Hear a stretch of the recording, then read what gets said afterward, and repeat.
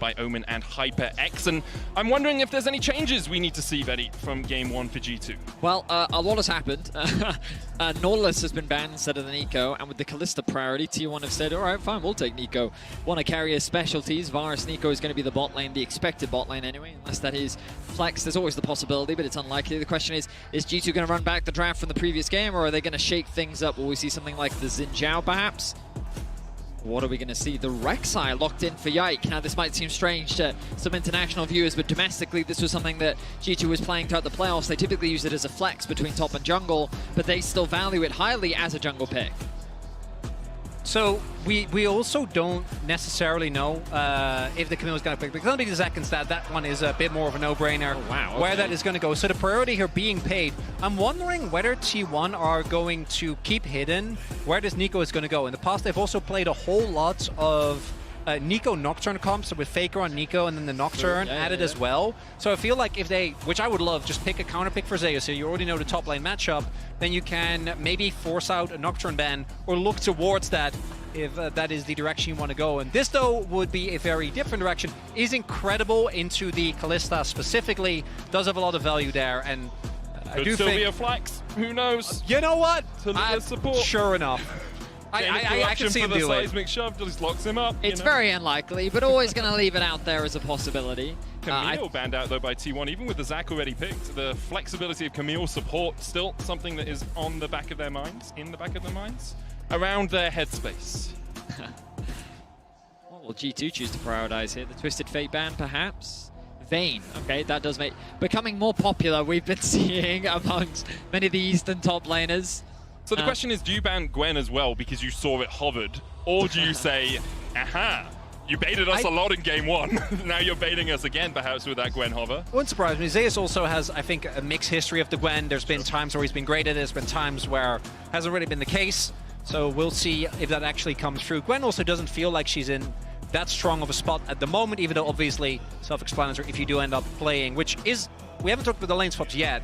We don't know for sure that this is one going to go to top lane, because it could theoretically also be a Zac support, particularly with the fact that we have seen G2 also be very happy to try and go for these flex picks. Do really like the Poppy ban though, good against Zac, good against Kalista, good against Rek'Sai already. You don't even need anyone else with a dash on your in your team for that to be a very solid ban. Viego locked in now for Oner, leaving that top lane counter for last, we assume. G2 looking towards likely support and mid. Aurelion Sol, Azir, both still available to them. They want to play that into the Talia. LeBlanc also we've been seeing quite a lot of, and hearing some rumors from scrims, but instead Orianna locked in alongside Leona, channeling Ignar from the Misfits series all the way back. Is further battle back in the game, Betty? No. Lethal Tempo Leona is the new goat. No, I'm kidding. Hey. But wow, okay, Mickey bringing out another unique support, not in the sense that he doesn't play the champion, but not typically what we've been seeing in the meta so far. They wanted another form of engage. A lot of the damage reliance going to be coming from Hans Summit and Caps. I feel like last game it was very difficult for Hans Summit to get the damage out that he needed to. He was very outranged in the fights, and he had a front line that he just couldn't get through. Let's see if things are going to be different this time around, because Keria support I think is going to be very difficult to deal with once again. While they do have a lot of engaged tools on the side of G2, I think T1 with Gumayusi's Varus and Faker's Talia, you're going to run into very similar problems of if you can't get onto the backline, T1 are going to run away with these fights. Yeah, it's also, as you already mentioned, Hansam in the last game, it was really hard for him to get in effective range. This time around, he's playing into Talia, and there was the Nico as well. So going to, again, be tough. I'm also looking for Hansama and Mickey to link up a little bit more. I feel like there were a lot of opportunities where the aggressive potential of the Fate Skull wasn't really utilized in a way that could have really helped. One thing that I do like in terms of adaptation from G2, as much as I like the counter picks, after that game, it did feel like when it came to actual team fights in mid-game, they didn't quite know how to play it out, right? Like when it comes to the roams. Wasn't that good either. Well, I both of them, I'll agree with. Okay, yeah, fair enough. I didn't mean that as an excuse. I was saying that. No, I really didn't mean it as an excuse. I was like, they didn't play them well, and their comp was bad at them. Yeah, you know, it was both. And in this, they do have a lot more straight, raw team fighting power, great ball delivery systems. So we'll see if that's going to be enough to match T1 in a team fight. This Ornn also really big because T1 didn't actually have any engage, and Ornn, it's about as good as it gets. Long-range engage helps you out a huge amount, and then the follow-up, seismic shove, you've got the chain of corruption, you've got pop blossom coming out from Keria. We have to keep our eyes to see where Keria is on the map as we make our way into Game 2 of this series. I will say though that T1, once again, I feel like I've just got comfort across the board. Maybe you could argue that Zeus, you don't typically associate him with, or not to say that he can't play it. No, that's especially recently, 100% on But you kind of look at the point. other 4 champions. Viego for Oner, Faker's Talia, Gumayusi Varus, like they're all like, oh yeah, you know what I mean? It's just, this is such a T1 draft. They should feel extremely comfortable and confident in this position. And so again, pressure's going to be on G2. Obviously, they're not coming into this series as the favorites. There are definitely believers out there that G2 can do some damage, but that's assuming G2 can demonstrate the ceiling of what this roster is capable of. And I definitely think that we've seen some very high highs of this G2 roster. The question is, can you pull that off against this T1 roster? Defending world champions coming in as a bit of an underdog when it comes in the context of MSI. I think we can all agree Gen G and BLG the kind of front runners for the tournament, but T1 a roster and team that you can never afford to count out. Yeah, it's also T1's, you know, the expectation on T1 is really weird given the last 2 years of this roster. So it's always like, even if they don't win LCK, which they haven't since spring 2022, regardless, you're always going to go in internationals and be like, ooh. They're just a little bit built different when it comes to those. They have an aura. They do have an aura, and the man on your screen has a lot to do with that. Do want to note that it's interesting. I was actually wondering whether we were going to see any swaps occur. Not going to be the case here. And to be fair, I feel like the Zac into Ornn matchup also, particularly once you get a couple of points in W, I do think you have a decent trading power early on, though. Yeah. That'll be a little bit respectful. I mean, they're both those, you know the meme that happened, the assassin tank DPS? Yeah, I feel like Zac can also fit in a very similar moniker, maybe not to the same degree, but we've seen him be a very effective lane bully against many champions, and it's largely due to his sustain. We turn our attention to bot lane. Mickey going in, looking to engage, catches Keria, who has to flash away, flash for flash so far. Heal used by Keria alongside the ignite from Mickey. Mickey does have Hex Flash though, while Keria does not, so Jisoo will be happy enough with that trade.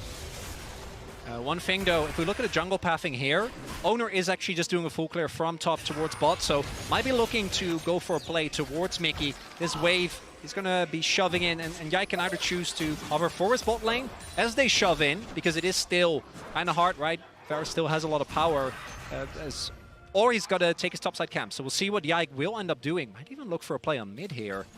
Honestly, was expecting a stacked wave into potential dive bot, but Yike trying to navigate a way around that ward on the Raptor camp. Will avoid being detected for now, but as you rightly said, he's going to be on the top side of the map, which is a little scary for Hans Sama and Mickey. They're playing extremely aggressive. Perhaps their game plan is to try and get this push in and then look for an early reset. Mickey trying to garner some early information. He needs to be careful, though. Still only level 2. Tangle Bob's going to hit onto him. Gumayusi chasing in Mickey, already down to half HP. The chase continues from T1 as Oner joins the battle. Hans Sama with the rend on Guma, trying to get the slow down. Oner still chasing forward. Mickey, no flash. Tangle Bob, Spectral Maw, Keria on the board. Your jungler is topside. You can't play that aggressive into the enemy jungle if you don't have flash.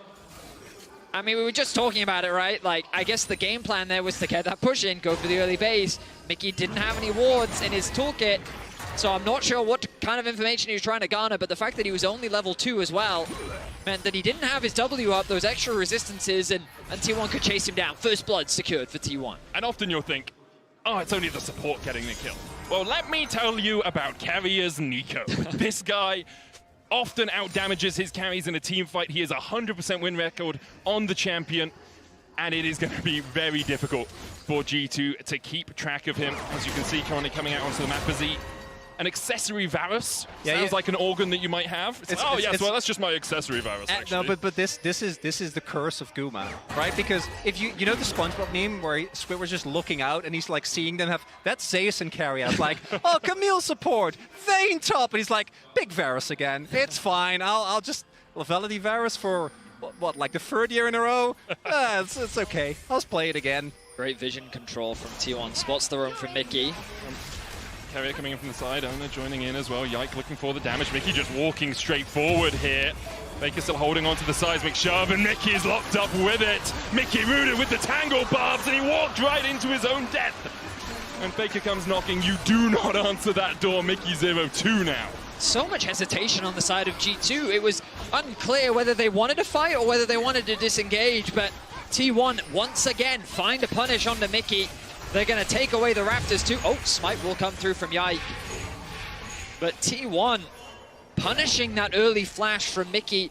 You'd think that the game plan would be get the summoners early bot and then commit to those plays, but with Yike pathing away from the bot side of the map, and Oner just working with Keria to find these early picks, T1 find themselves with a 1k gold lead already. And in game 1, the question was, can G2 use a lead to snowball the game away from T1? Now in game 2, the question, if you're an EU fan, is can G2 come back from a deficit? Because already 1,000 gold behind. Keria has 1-0-1, getting fed on this Nico. Faker again in the mid lane, getting fed in the early game. And T1 will be very happy with this state of affairs. Yeah, it also becomes about how do T1 play with leads, and the answer is very oppressively, unfortunately. As they are, I'd argue, one of our most, at least when it comes to the top tier teams in the LCK, by far the most aggressive. When it comes to just continuously looking for plays, Caps does have his flasher, should be fine, even if it is forces to cancel. All of Portugal coming down as well. Broken Blade still has the passive, looking for the brittle. Zeus flash forward, but the unstable matter for Broken Blade is enough to heal him back up. Zeus burned his flash, burned his ult, and Broken Blade just walks away. That was a heavy commitment from Zeus. Big win, yeah, for Broken Blade. I'm kind of surprised. Now the bot lane dive for Oner. Keria stepping forward. There's the Weaver's wall in by Faker as well. Mickey does have the flash back up, looking for the stun, but can't find it in time. Oner possesses him. And underneath the tower, he is fine as roses. T1 starting to retreat away. Caps was spotted on vision as he walked into this tri-bush. Oh, and I wish that instead they would just go for the shoving the wave mid and trading a plate. Like, by the time G2 arrives, the play is already done. And in the case T1 overcommits there, you might get a punish opportunity if they also go for the dive on Hans, but isn't the case. And T1 basically get that bot side play for free, courtesy of Faker's Weaver's Wall. Flash away by Faker as Yike is looking to collapse, the shockwave coming in. Okay, paid something. Yeah, but something out of it. It's the... My issue with what G2's doing here is, like, based on how the bot lane was playing, you would expect them to actually invest in attacking the bot lane, especially with a champion like Leona that just has such great setup. If you can get an early cleanse out from Guma, work with Yike to then set up some dives, maybe have Orianna have control over the mid wave so that the Talia can't roam, like. But instead, the opposite has happened, where Oner was the one that was pathing towards bot. There was no Yike to contest him. They get the early pick onto Mickey, and then they just keep punishing the fact that he doesn't have a flash. And then when they have a stacked wave, they use Faker's Talia wall to roam down towards bot. And, like, this is how you punish bot lane. This is exactly what I think G2 should have been trying to do, and T1 demonstrating exactly how you can snowball a lead in the early game. That's why they are the current world champions, why they're widely seen as one of the best teams in the world currently. We said Gen G and BOG may be sitting a little bit above them, although after BOG's performance yesterday, I think some questions have been asked. You can say it was, you know, some happy games. Maybe PSG just overperformed. We'll have to wait and see for the upper bracket. T1 looking to make their way there to match up against the LPL #1 seed. One of the big changes, as we already mentioned in draft, but I want to reiterate it again, is that I do think the composition of G2 has a lot more straight-up 5v5 power. Now, it's not to say that T1 doesn't, but this is a very straightforward Leona and or Zac go in, you follow up with the Ori Ball, you have a lot of backline threat with your Rek'Sai, and Hans Sama can also get Mickey out of sticky situations, giving you even more freedom and try and engage on the plays, although into Talia I can always feel a little bit risky. Look, I mean, again though, T1 setting up for a bot lane dive, you can see both Oner and Faker in the river, and even if they don't go for the dive, they have control over the dragon. Caps now looking to try and push in this wave so that he can at least get something back, but T1 with fantastic bot lane control. Yike is forced to cover. Good reaction flash from Gumayusi. Could see it coming and reacted accordingly. Now Oner moving across. Mickey's flash down once again. Gumayusi doesn't have one of his own. Yike just farming his Krugs. Oner covering, I think, just for one more wave. I expect Gumayusi's calling, saying, if I get this wave, I can get my next item spike. So TP to the top lane by Zeus. As Broken Blade's been doing relatively well in that top lane, has about a 10 CS lead. I will say, we think back to last game, and Han Summer couldn't hit, right? He was hitting into an Alistar and he was hitting into a Xin Zhao and he did 0 damage to that front line and he didn't have the range to access the back line. You're fighting into an Ornn. Kalista typically is not good into tanks. And a Talia. Yeah, and a Nico. Yeah, and so I'm just kind of like, again, you've gone for the on-hit into a composition where I think you're running into very similar problems where it's going to be difficult to actually land damage onto the backline. So it becomes this race of whose front line dies first. It's Zac versus Ornn, Leona versus Nico, and who can land that better wombo combo, who can get that a better initial burst off. And ultimately, I will say that while T1 finds themselves with a lead right now, this game is ultimately going to boil down to the team fights. And how that fight goes, the early ones will determine a lot in the outcome of this game. I think the game might boil down to the fact that G2 are pushing forward here in the Pop Blossom. We'll find Mickey Tangle Barbs for this follow-up. There's the Spectrum more. Call of the Fortune coming out as Mickey tries to turn it back around. The shockwave possibility from Caps. But Mickey already falling low as Oner possesses his body. A 3-man shockwave into the dive forward. Is it enough for G2? Broken Blade fighting Faker in the bottom lane. It's a 1-for-1 trade on the top side. Faker weavers walls his way out. Broken Blade no TP. Faker has his. A crazy battle in the river. Mickey still doesn't have his level 6, so T1 tried to punish that. They're able to find an initial pick, but a nice combo from Caps and Yike turns it around and they end up getting a kill back. It's a fight over grubs. G2 want to get 6 once again, want to have that pushing power. Keria doing everything he can to keep Yike low, to Mickey's keep back. Yike away. Mickey's back, as you say, now has the level 6. Oner coming to join the fray, doesn't have his Heartbreaker ultimate, but with Yike being low, he can, of course, sustain through his jungle. I think G2 might back off from this one for now. Faker looking towards the top side. Caps has snuck into that second bush. Crucially, though, because Faker had to use his ultimate against Broken Blade, he can't use it to cheat towards the skirmish. Might get caught here. Faker does have his flash, but he's knocked up, locked up, and shut out of the fight by Yike. Well played by G2. Caps sneaking into that bush meant that the collapse could happen from Yike. Gentlemen, it's strangely eerie how T1 was 4 kills up, and now G2 is the one finding kills back. And pick after pick, gonna convert this into the grubs as well. And they're still looking to contest. I think you just want 4 hit. Back away from it. T1 trying to stop them from getting 6. Well, 6 is the new breakpoint, right? 4 and 6 with the changes. It looks like T1 were trying to stop them from taking them. Can't do so. Caps pushing in the top lane, so it will be 6 in the end for G2.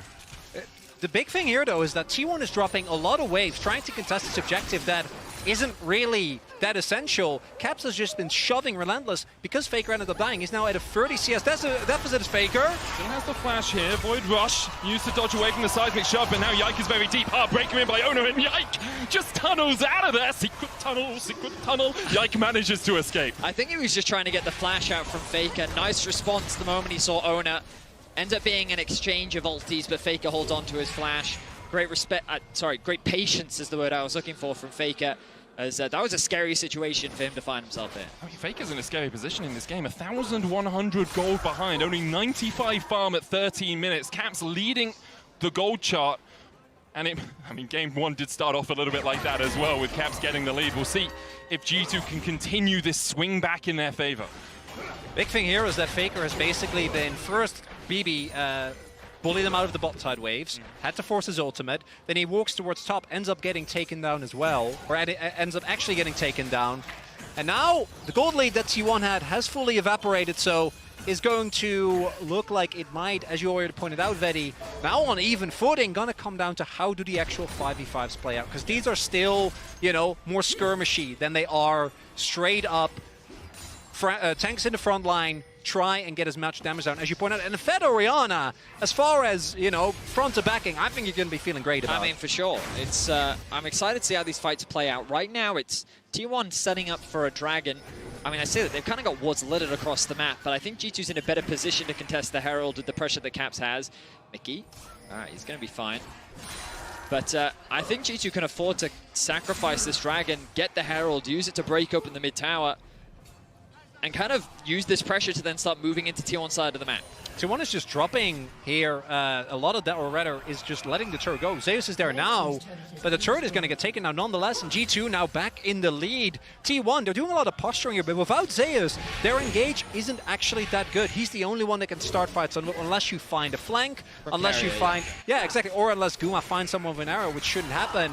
That's the one thing, though, that I think G2 have to be really, really careful about. The amount of like single target lockdown and burst damage that's available, which can start off the Viego resets. That is the one thing that they really got to be careful about when we get to these fights. In teamfights, there's always the risk of overextension as well. The Pop Blossom will separate your backline from your frontline. It becomes very difficult for G2 to actually effectively play a fight. Yeah, here's what I will say. I talked about it earlier that like I had some concerns around Hanzo actually being able to deal damage in the fights, but when we think back to the regular season of G2 playing, when Broken Blade was on... Oh, hang on a second. Keria's been spotted here. Right, looking for him, goes forward, Keria flashes away, Drake secured. Broken Blade diving onto the backline. It's only Keria for now. There's the Pop Blossom, TP's behind. As Keria will fall first, the TP behind from T1. Not going to look for any more of a collapse. Faker just investing there.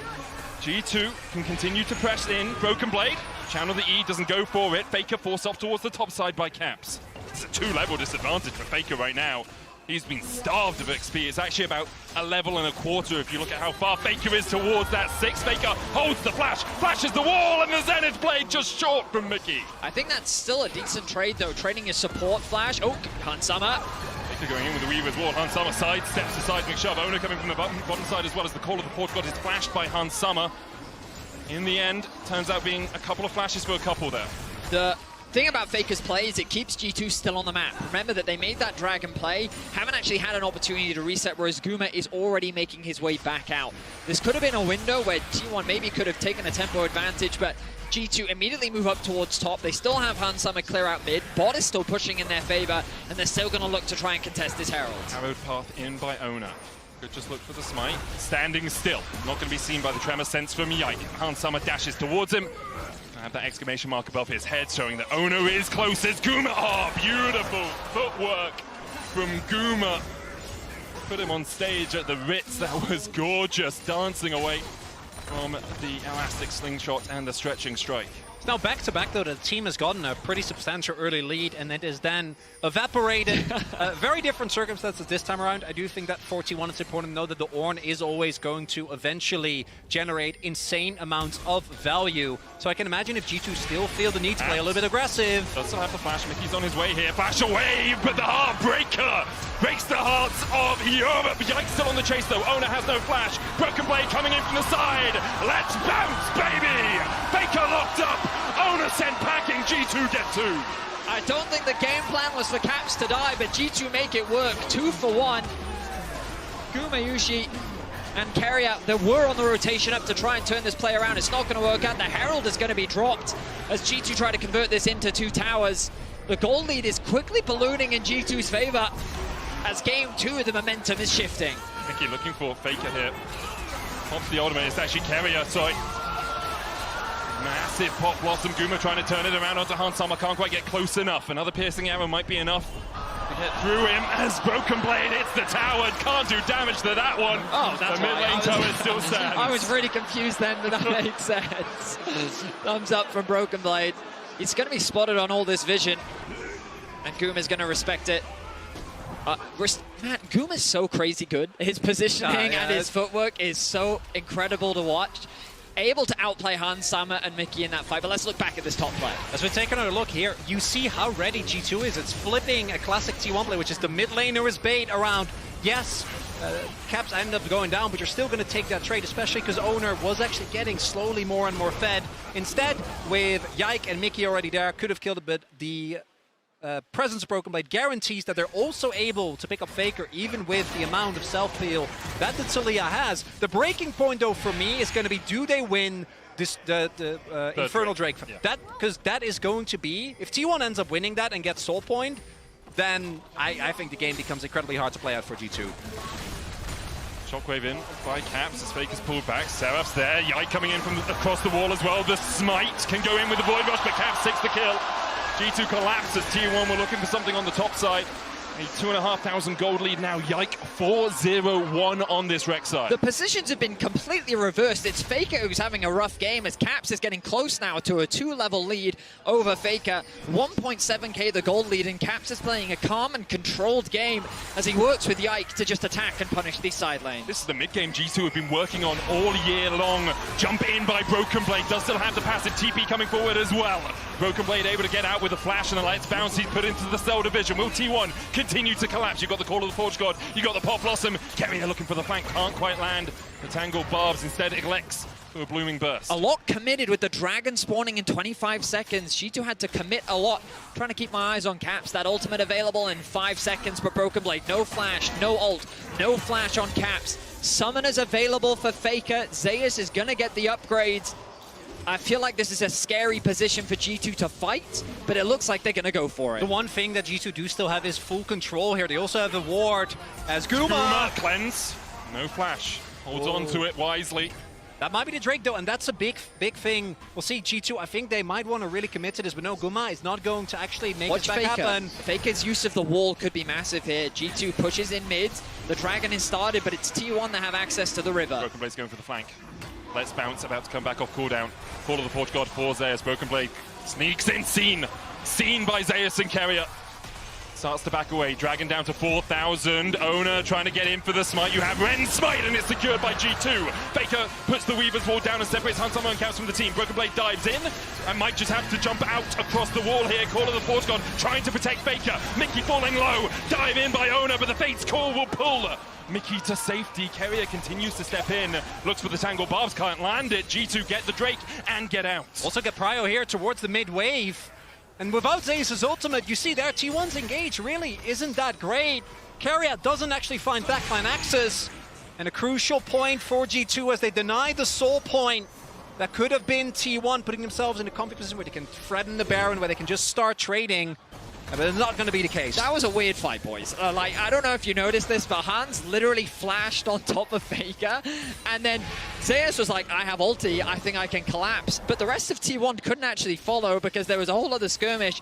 It was kind of awkward for both sides, given that Faker kind of split the map with his ulti. And we're not going to get a replay because no one ended up dying, but it was a very strange set of affairs that really highlights what you're talking about, Chronicler. When the engage kind of disappears from Broken Blade, Mickey, and Zeus, the teams just kind of look at each other. Just standing there menacingly. So ultimately, G2 walk away with the victory because they hold on to the gold lead. They secure the Dragon, deny that soul point from T1. And now things like the Baron become a point of contention. And you've got to remember that while neither team have the fastest Baron, T1 is very scary at being able to sneak these Barons away at a time that you least expect. I think importantly for T1, Keria still has flash. Only Faker's burnt his flash, so if the fight does begin, you have that backline access. Hansama, no flash, no cleanse. Broken Blade, no flash as well. Will have his passive up for the next fight as he continues to push Zeus in the bot lane. And what a series Broken Blade is having so far. You talked a little bit about it in Game 1, Betty. His TSM days seem to be behind him, where internationally perhaps he struggled over the last couple of years. He has really evolved as a player. Here, he's almost 2,000 gold ahead of Zeus in what has essentially been a tank versus tank matchup without a huge amount of interaction. I will say, a much better performance from Caps this time round. The debate so much last year was around his individual performance, and we rated him very highly coming into this tournament. Hansama in some danger. Hansama, no flash, no cleanse. Steps to the sides. McShelvin. Faker has no flash of his own. TP comes in. Broken Blade going to join the fight. Void rush forward. Faker goes down. And now the Call of the Forge God is more of a prayer sent to the heavens to try and escape. Caps is on the flank. And I've seen a shockwave land here before. Cap steps in. Pop Blossom. What? It's beautiful. But they do not have the damage. The shockwave from Caps finds them all as G2 wipe away T1. And Guma's going to desperately try to run. He might make it out, but the rest of his team is evaporated. The Baron on the board here for G2. The attempt to turn from T1. Way too overeager. And G2 punish. It was initiated by Faker. And as he falls, his team was quick to follow. G2 win out on the team fight.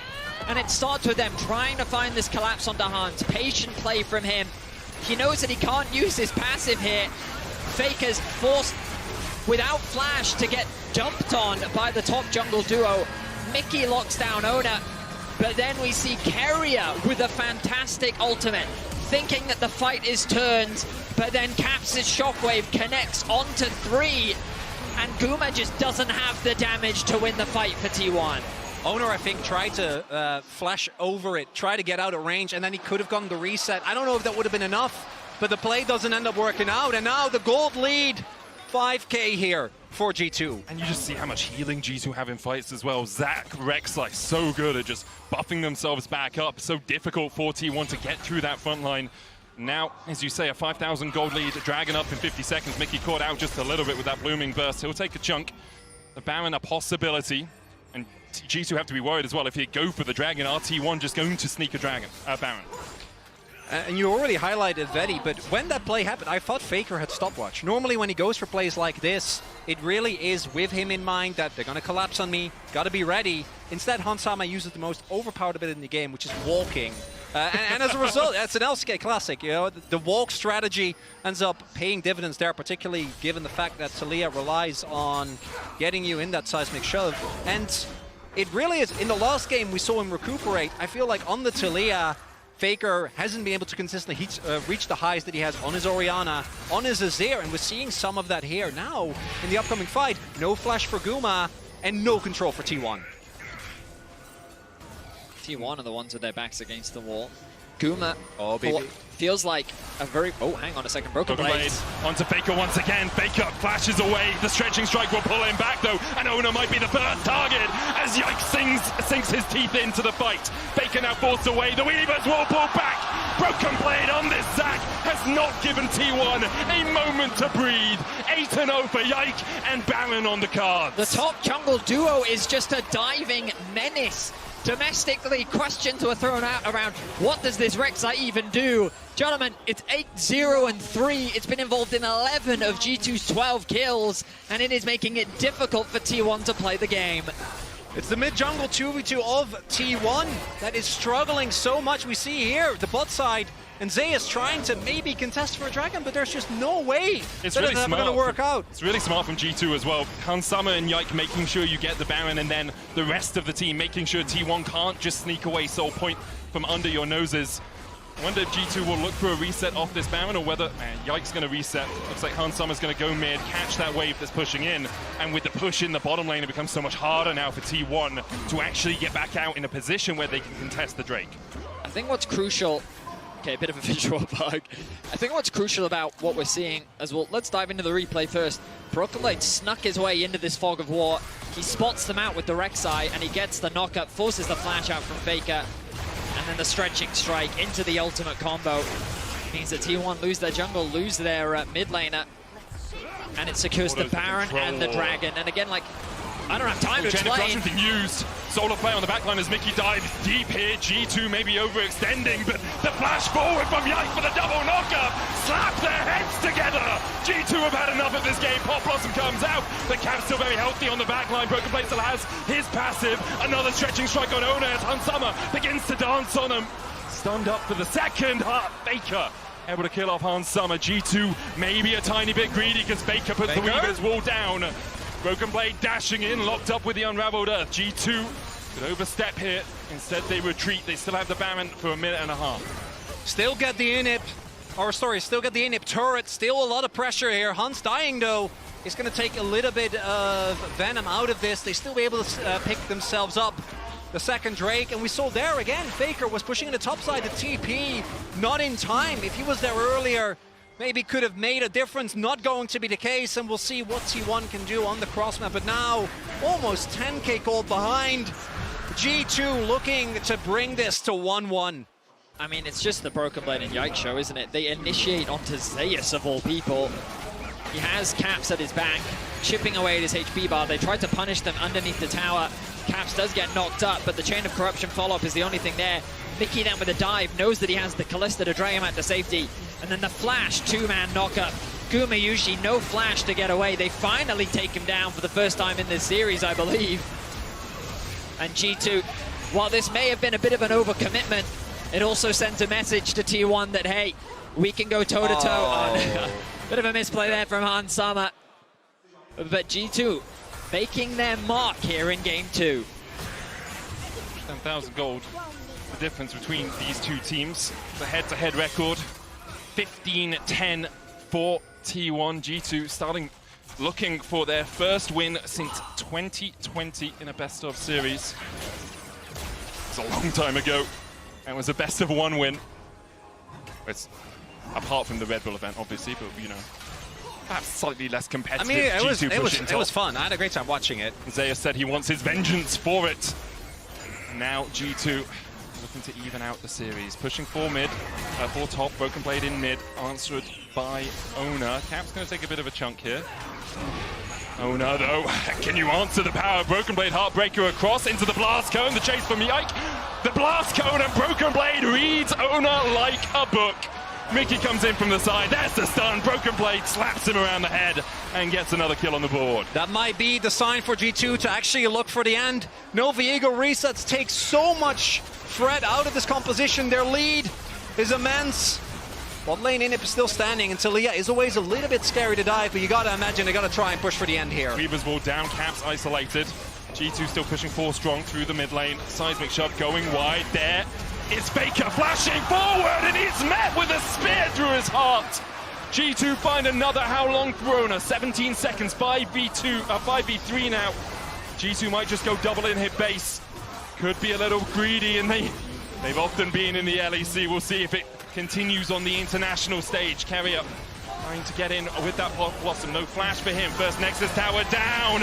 Finds Cap. Call of the Forge God coming down as well, but the stopwatch will buy a second for the G2 mid laner. And Oner is just deleted by Hansamu on the backline. Guma next up. He will escape to the safety of the fountain, but that's where he'll watch his Nexus fall as G2 even out the series at 1-1. A convincing